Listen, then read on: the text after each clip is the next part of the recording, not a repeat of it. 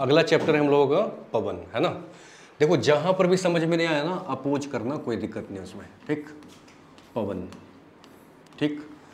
पवन जो है, सबसे पहले ये समझो कि पवन होता क्या है, पवन कहते किसको है। और पवन को भी समझने से पहले आप ये समझो वायु दाब पेटियां क्या होती है। जब तक आप वायु दाब नहीं समझोगे तब तक आप पवन को नहीं समझ पाओगे सही से। जैसे आप एक एग्जाम्पल लो, ठीक। जैसे मान लीजिए कि ये सूर्य है, ठीक।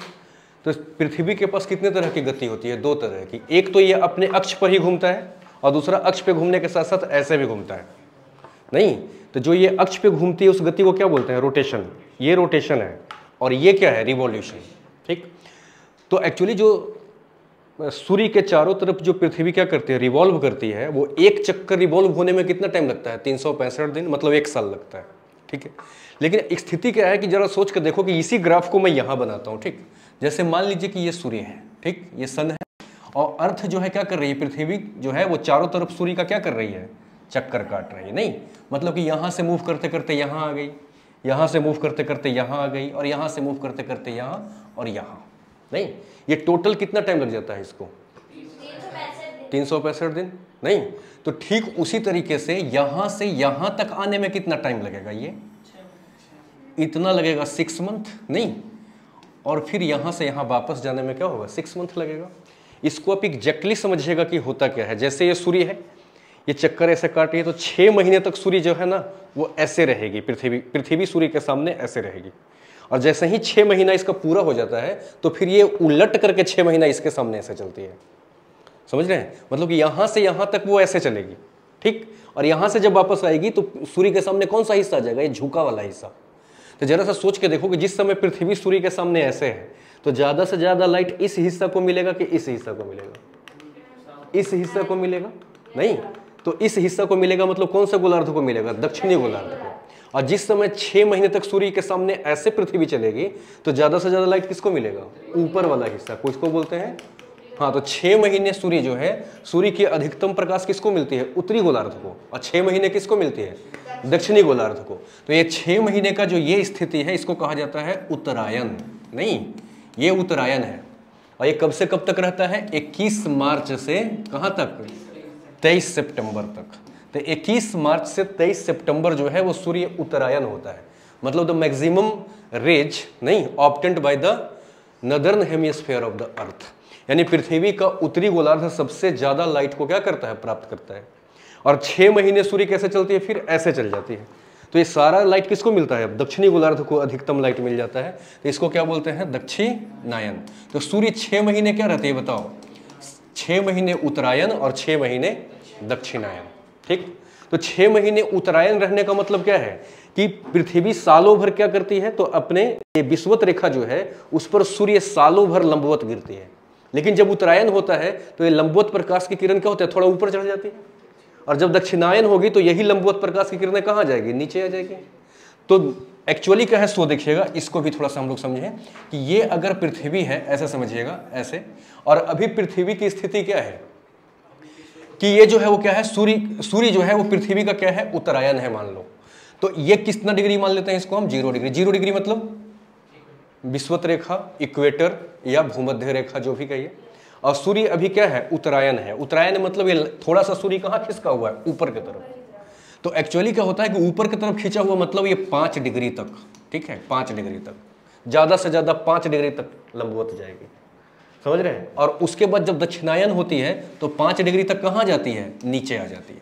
तो सूर्य की जो लंबवत की प्रक्रिया है वो कहाँ से कहाँ तक रहता है, 5 to 5, नहीं, 6 महीने 5 उत्तर की ओर और 6 महीने 5 दक्षिण की ओर।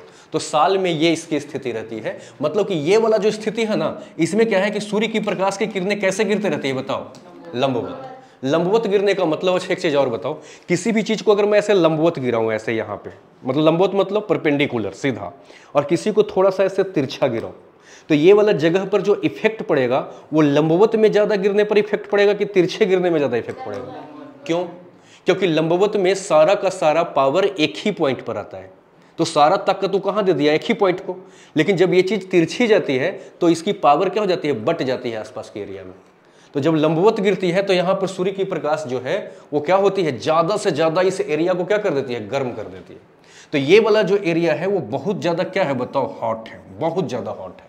और बहुत ज़्यादा गर्म होने के कारण यहाँ पर जो भी हवा है वो हवा भी क्या हो जाएगा, गर्म हो जाएगा। और गर्म चीज़ें हल्की हो जाती है कि ठंडी हो जाती है? कोई भी गर्म चीज़ हल्की हो जाएगी, प्लास्टिक को छोड़ के, क्योंकि प्लास्टिक को जब गर्म करते हैं तो क्या होता है, वो कंप्रेस होने लगता है, नहीं? और बाकी चीज़ को गर्म करो तो क्या करता है, फैलता है। तो जब वो फैलता है तो उसका डेंसिटी क्या हो जाता है, कम हो जाता है, घनत्व कम हो जाता है। घनत्व जब कम होगा तो चीज़ें हल्की हो जाएगी, और हल्की चीज़ें कहाँ उठेगी, ऊपर उठेगी। तो ये बहुत ज़्यादा गर्म होने के कारण यहाँ से जो हवा है वो गर्म होकर क्या कर जाती है, ऊपर उठ जाती है। तो ये जगह खाली हो जाता है कि नहीं? और जब ये खाली हो जाता है तो यहाँ पर वायु का जो दबाव होगा वो ज़्यादा होगा कि कम होगा?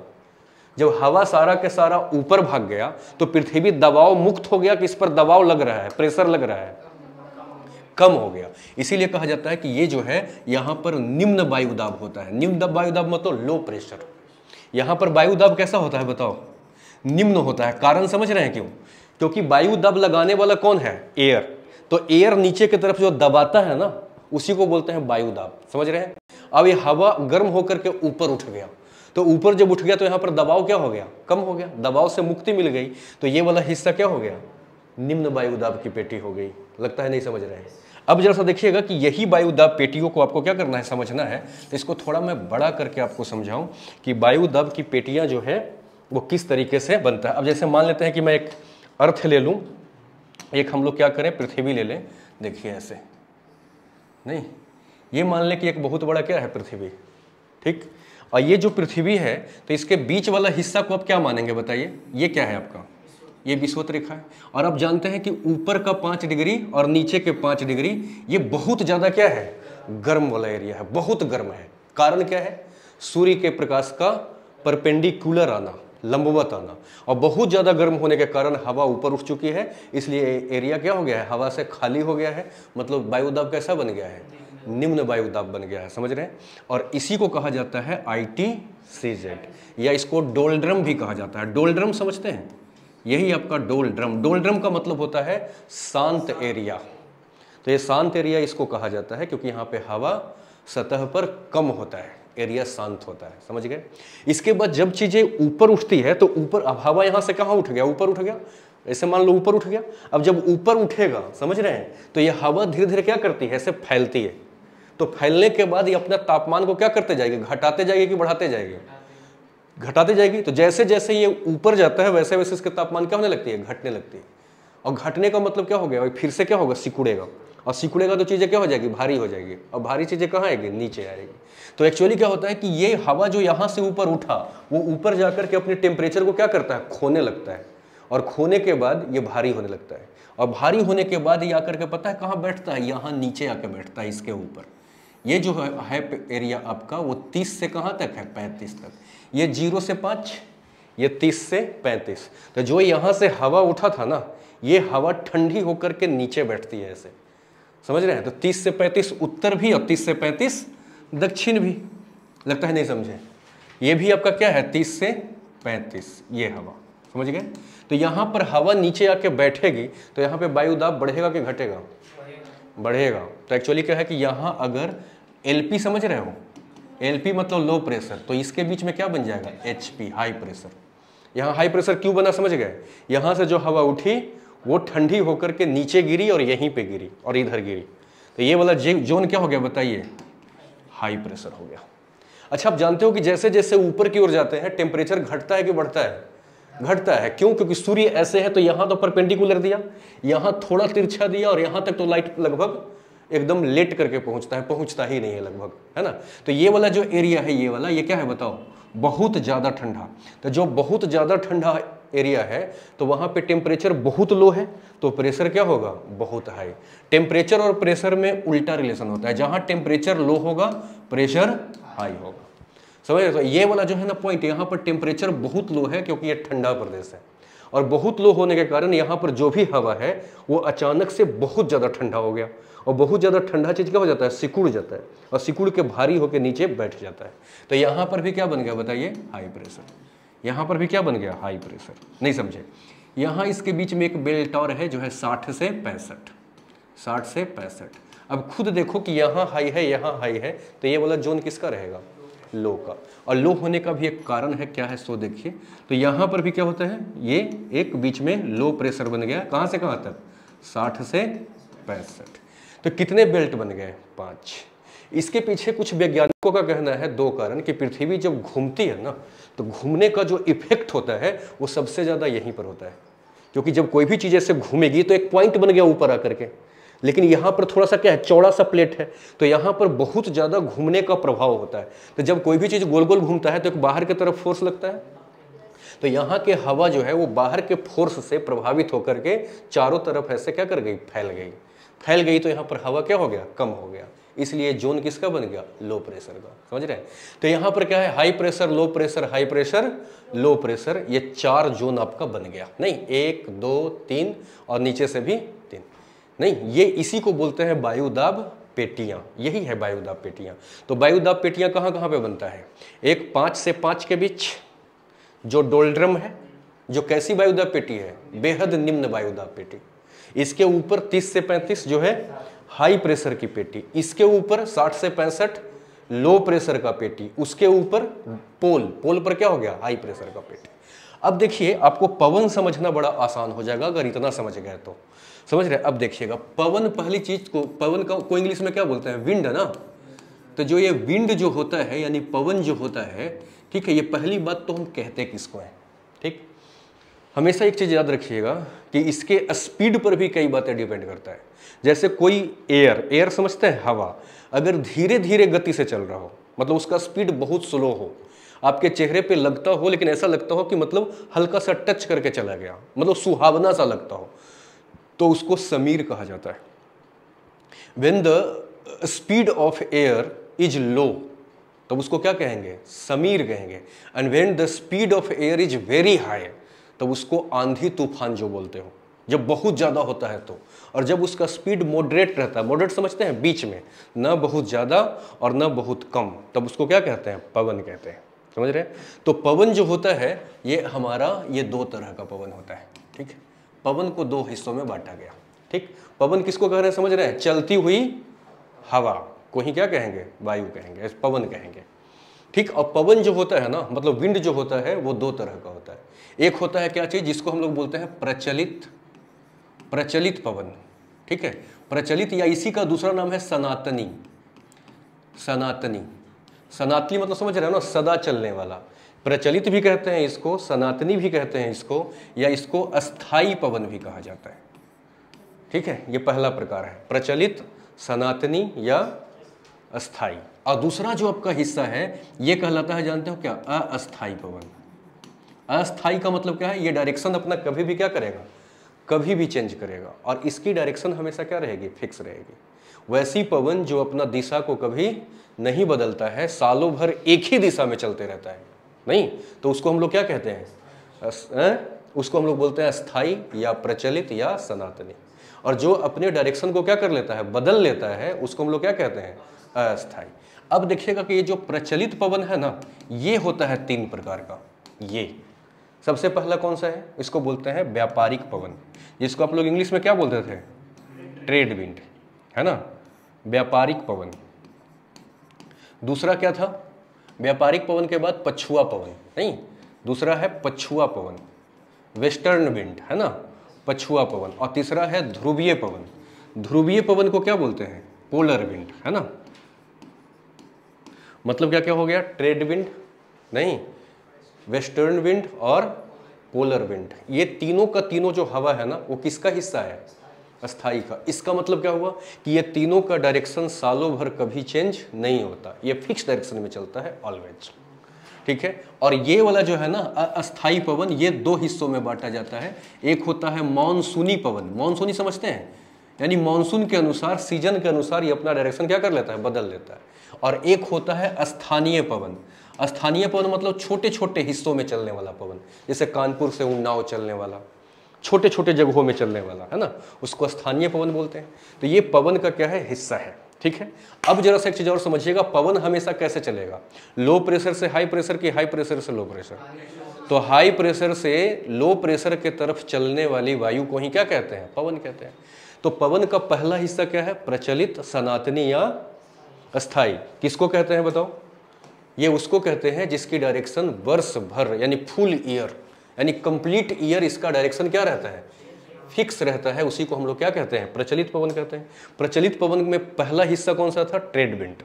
ट्रेड विंड मतलब व्यापारिक पवन। अच्छा एक चीज और याद रखिएगा, फिर आपका कंसेप्ट अच्छे से साफ होगा। हमने आपको एक चीज कहा था कि एक फेरल का नियम है। फेरल का नियम जानते हो क्या है, कोई भी चीज अगर पृथ्वी के उत्तरी गोलार्ध में चल रहा हो तो ये अपने मूल डायरेक्शन से किधर मुड़ जाता है, राइट में। ये फेरल का नियम है। नहीं कि कोई भी अगर पवन या पानी यानी कोई भी गतिशील चीजें अगर पृथ्वी के सतह पे चल रही हो और अगर वो उत्तरी गोलार्ध में चल रही है तो फिर एक कोरियालिस बल लगता है, जो कोरियालिस बल हमेशा उसको किधर मोड़ देती है, राइट साइड में। और दक्षिणी गोलार्ध में अगर कोई चल रहा हो तो कोरियालिस बल उसको किधर मोड़ देता है, लेफ्ट डायरेक्शन में। लेकिन ये बताने का काम किसने किया था, फेरल ने। इसलिए इस नियम को क्या कहते हैं, फेरल का नियम। अब देखिएगा वहां चलिए, आपको समझ में बातें आ जाएगी।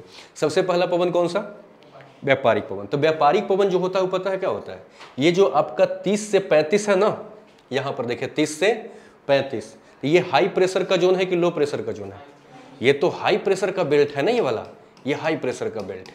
और इसके नीचे ठीक क्या है, लो प्रेशर का बेल्ट है। और आप जानते हो कि हाई प्रेशर से लो प्रेशर की तरफ क्या करती है, हवा चलती है। तो 30-35 से 0-5 तक ये जो हवा चलेगी वो ऐसे चलेगी, नहीं समझे लगता है बात, ऐसे चलेगी ना, क्योंकि लो से हाई तो जाएगी नहीं, हाई से लो आएगी। अच्छा ये ऐसे ही चलेगी कि फेरल का नियम लगेगा इस पर। फेरल क्या कहता है कि राइट साइड मुड़ेगा। तो डायरेक्शन कैसे निकालते हैं ये बताओ, जिधर हवा चल रही है ना अपने आप को उधर ही चलता हुआ महसूस करो, फील करो। तो यदि हम भी ऊपर से नीचे की तरफ आएंगे तो हमारा राइट किधर पड़ेगा, इधर। तो आना चाहिए था इसको सीधा ऐसे, लेकिन फेरल का नियम लग करके ये कैसे हो जाता है, ऐसे हो जाता है। लगता है नहीं समझे। तो इसी पवन को हम लोग क्या कहते हैं, व्यापारिक पवन। व्यापारिक पवन कहां से कहां तक चलती है, 30 से 35 से 5 के बीच में, इसी के बीच में चलती है, ठीक है। और वो कैसे चलती है, तो ऊपर से नीचे की तरफ। ठीक दक्षिणी गोलार्ध में भी यही चीज होगा। देखिए 30 से कहां चलेगी, 30-35 वाली बेल्ट से कहां चलेगी, 5 वाले बेल्ट की तरफ।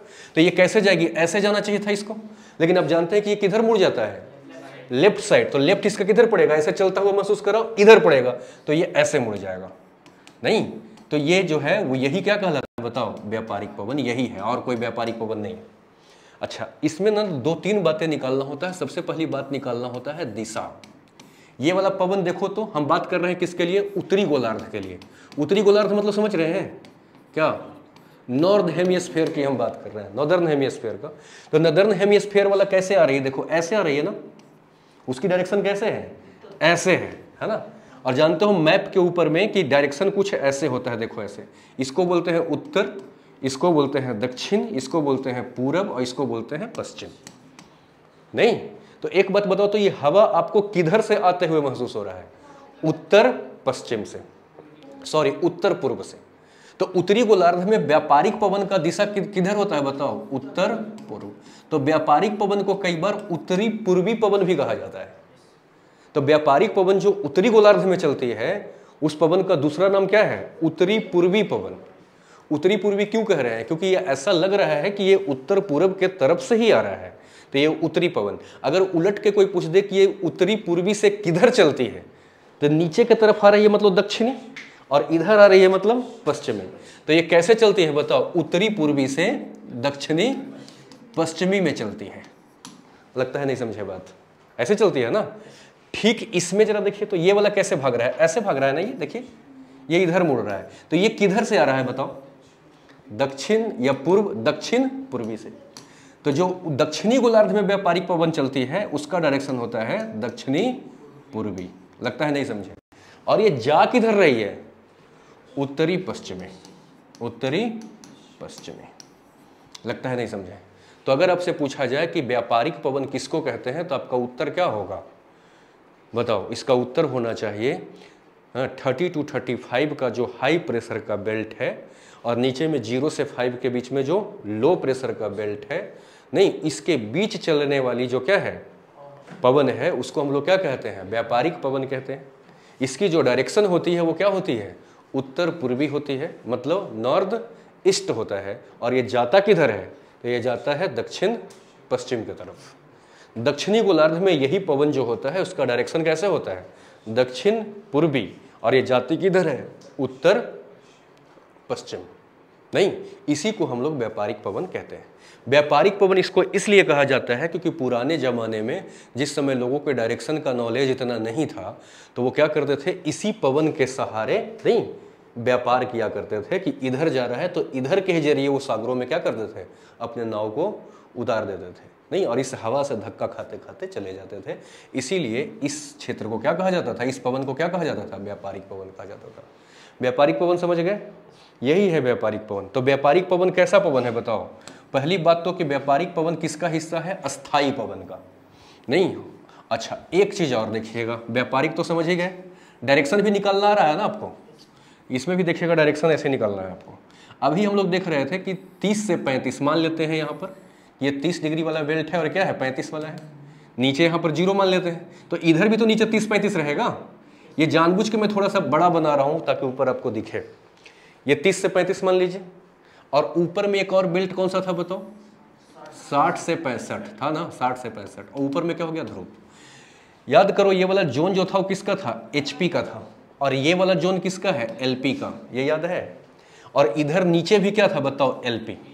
तो HP से LP हवा चलता है, तो ये वाला जो हवा चल रहा है इधर, इसको हम लोग क्या कहते हैं, व्यापारिक पवन। तो इन दोनों के बीच में भी तो HP और LP है, तो इधर भी तो हवा भागेगी, लगता है नहीं समझे। यहां से जो हवा है वो ऊपर की तरफ भी भागेगी और नीचे की तरफ भी भागेगी। क्यों, क्योंकि ये हाई प्रेशर है, इसका दोनों तरफ लो प्रेशर है। तो जो नीचे की तरफ उतर रहा है वो तो हो गया क्या, व्यापारिक पवन, लेकिन ऊपर भी तो चढ़ेगा। तो ऊपर जो चढ़ेगा उसको जाना कैसे चाहिए था, कायदे से ऐसे, लेकिन फेरल का नियम तो साथ छोड़ेगा नहीं। फेरल क्या कहा, उत्तरी गोलार्ध में बहने वाली का डायरेक्शन कैसे होगा, राइट की तरफ मुड़ेगा। तो जाना चाहिए था ऐसे, लेकिन वो ऐसे चला जाएगा, लगता है नहीं समझे, क्योंकि इसकी डायरेक्शन राइट किधर हो जाएगी, इधर, इधर मुड़ जाएगा। नहीं समझे, नहीं समझे। तो जरा सा देखो कि यहां से ऐसे मुड़ गया, फिर इसका थोड़ा राइट और कहां होगा, इधर ही होगा, तो ये और मुड़ जाएगा, और मुड़ जाएगा, एक बार टाइम ऐसा आएगा क्या हो जाएगा, सीधा हो जाएगा। जैसे ये ऐसे गया ना, जाना चाह रहा है ऐसे, लेकिन थोड़ा सा फेरल का नियम इसको ऐसे चेंज किया, फिर आगे बढ़ा और चेंज कर दिया, फिर गया और, क्योंकि राइट तो ऐसे ही पड़ेगा ना, और ये सीधा चला गया। तो जब ये सीधा ऐसे चलते चलते एक्चुअली क्या होता है कि चलता तो ऐसे, लेकिन धीरे धीरे ऊपर जाते जाते क्या हो जाता है, सीधा हो जाता है। फेरल का प्रभाव यहाँ पर बहुत ज्यादा है, समझ रहे हैं, और बहुत ज्यादा होने के कारण ये पश्चिम की तरफ मुड़ जाता है। तो ये हवा पश्चिम से पूरब की तरफ जा रहा है कि पूरब से पश्चिम की तरफ जा रहा है, इसीलिए इसको पछुआ पवन कहा जाता है। पछुआ पवन क्यों कह रहे हैं, क्योंकि ये लगभग पश्चिम से पूरब की तरफ मुड़ जाती है, समझ रहे हैं, इसीलिए इस पवन को पछुआ पवन बोलते हैं, वेस्टर्न विंड बोलते हैं। तो वेस्टर्न विंड कहाँ से कहाँ चलता है, 30-35 के हाई प्रेशर के बेल्ट से 60-65 के लो बेल्ट के बीच में। नहीं, और इसको पछुआ पवन इसलिए कहा जाता है क्योंकि जब ये ऊपर से नीचे की तरफ चलता है तो फेरल का नियम क्या है, राइट की तरफ मुड़ना। तो ऐसे ऊपर से उठा, जैसे यहां से शुरू हुआ तो हल्का राइट मोड़ देगा, और ऊपर की तरफ गया तो और राइट मोड़ देगा। नहीं, और राइट मोड़ते मोड़ते एकदम से क्या हो जाता है, सीधा ऐसे निकल जाता है। नहीं, इसीलिए इसको हम लोग क्या कहते हैं, पछुआ पवन कहते हैं। यही है पछुआ पवन। तो पछुआ पवन का डायरेक्शन क्या होगा बताओ, अगर हम बात करें पछुआ पवन के डायरेक्शन का, तो यहाँ पर भी उत्तरी गोलार्ध में होगी, और कहाँ होगी, दक्षिणी गोलार्ध में होगी। अच्छा, दक्षिणी गोलार्ध में ध्यान से देखिए तो ये हाई प्रेशर का जोन था और इधर लो प्रेशर का जोन मान लेते हैं। तो ये हवा कैसे चलेगा, ऐसे आना चाहिए, लेकिन ये किधर मुड़ेगा, लेफ्ट की राइट। तो लेफ्ट अपने आप को पहले हवा की तरफ से चलाओ, तो उसके बाद लेफ्ट किधर पड़ेगा आपका, इधर, तो ऐसे भागेगा हवा। नहीं समझे, तो ये भी पछुआ पवन है और ये भी पछुआ पवन है। पछुआ क्यों कह रहे हैं, समझ रहे हैं ना, धक्का खा खा के एकदम पश्चिम हो जाता है वो, समझ रहे हैं। अब एक चीज देखिएगा कि ये वाला जो हवा है इसको हम लोग क्या बोलते हैं बताओ, उत्तर, और इसको क्या बोलते हैं, दक्षिण। ये पश्चिम और ये पूर्व। तो एक बात बताओ, ये हवा कैसे जा रही है, ऐसे जा रही है ना, देखो ना, उसको उठा कर रखो, ऐसे जा रही है ना। तो ये किधर से आता हुआ प्रतीत होगा आपको, दक्षिण पश्चिम से। तो पछुआ पवन का जो डायरेक्शन होता है वो दक्षिण पश्चिम में तो शुरुआत होता है, लेकिन जैसे जैसे वो ऊपर चढ़ता है तो एकदम से पश्चिम हो जाता है। नहीं, अच्छा, दक्षिणी गोलार्ध में अगर देखा जाए तो दक्षिणी गोलार्ध में हवा कैसे आ रही है, ऐसे आ रही है, देखो। नहीं, तो ये कैसे आ रही है, उत्तरी पश्चिमी, उत्तरी पश्चिमी से चल रही है। तो डायरेक्शन निकालना बहुत आसान होता है, बस ऐसे बना लो और हवा जिधर जा रहा है उसको उठा के ऐसे रख दो, और देखो ये किधर से आ रहा है, जिधर से आ रहा है वही उसका क्या होगा, डायरेक्शन होगा। समझ रहे हैं, यही है आपका क्या चीज बताइए, पछुआ पवन। क्लियर है। अब जरा सा ध्रुवीय पवन में आइए।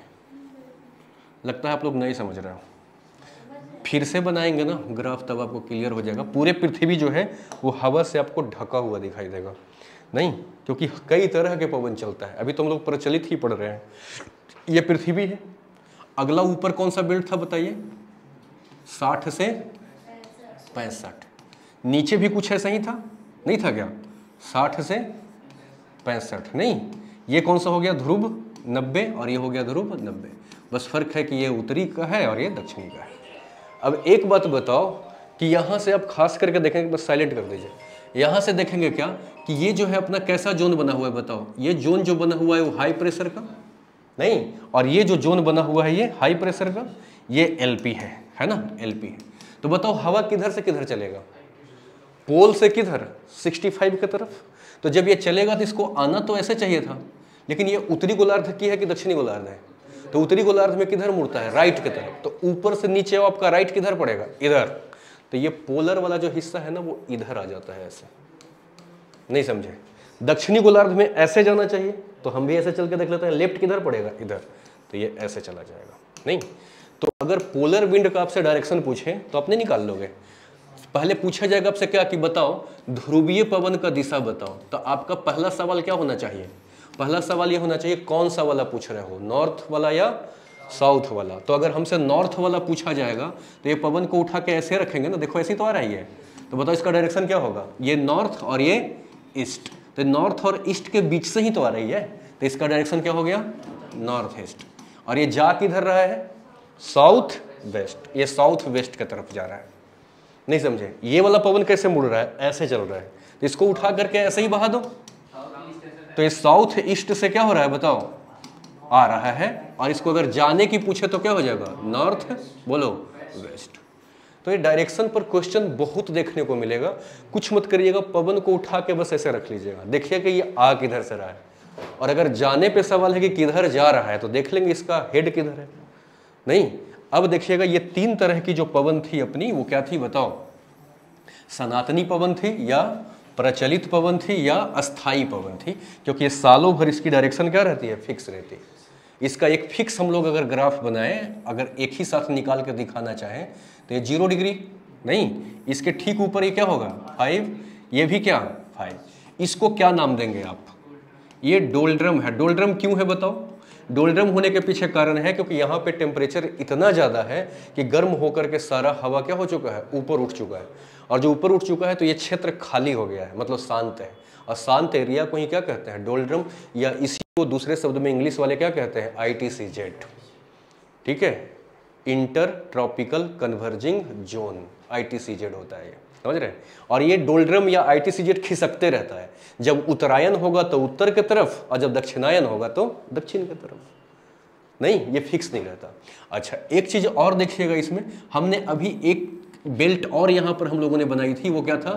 30 to 35। ये कैसा जोन था बताओ?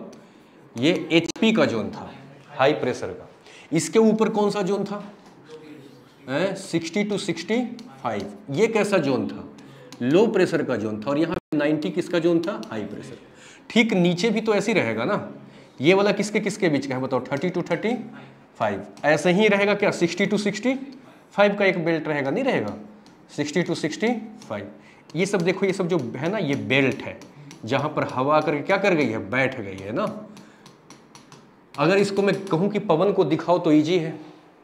अगर आपसे मैं पूछूं कि बताओ व्यापारिक पवन का हमें ग्राफ बना के दिखाओ, तो व्यापारिक पवन कैसे चलती है? ये तो आपको याद होगा। कहां से? 30 से 35 से 5 की तरफ। तो 30 से 35 से 5 की तरफ किधर? इसका राइट किधर पड़ेगा? इधर। तो ये पूरा पवन ऐसे रहेगा? लगता है नहीं समझे। अच्छा, ऊपर से आपको अपने आप को चलाना है तो राइट किधर पड़ जाएगा? इसका इधर। तो इसकी डायरेक्शन कैसे रहेगी? ऐसे रहेगी, नहीं। ये आपका कौन सा पवन हो गया बताओ? अच्छा, इसमें कैसे रहेगा? नीचे से ऊपर, तो अपने आप को भी इधर चलाओ। किधर मुड़ती है? लेफ्ट। तो लेफ्ट जब मुड़ेगी तो इसकी डायरेक्शन कैसे रहेगी? ऐसे। ये बना करके आप छोड़ दीजिए। जब भी प्रचलित पवन पर हो तो ऐसे ग्राफ बना करके और फिर उसको समझा दीजिए। अगर आपसे पूछा जाए कि सर नहीं हमें प्रचलित नहीं, पछुआ समझाओ, तो पछुआ कहाँ से कहाँ चलता है बताओ? ये हाई से इस लो के बीच में। तो जाना तो चाहिए था इसको ऐसे, लेकिन मुड़ता किधर है? ये राइट। तो राइट मुड़ेगा तो ये इसकी डायरेक्शन कैसे हो जाएगी? ऐसे हो जाएगी। लगता है नहीं समझे। और धीरे धीरे ऊपर जाके एकदम से क्या हो जाता है, मुड़ते मुड़ते पश्चिम हो जाता है सीधा, इसीलिए इसको पछुआ पवन कहते हैं। अगर आपसे पोलर पूछा जाए तो पोलर कैसे, ऐसे ऐसे आएगा, उसका राइट किधर पड़ेगा, उधर,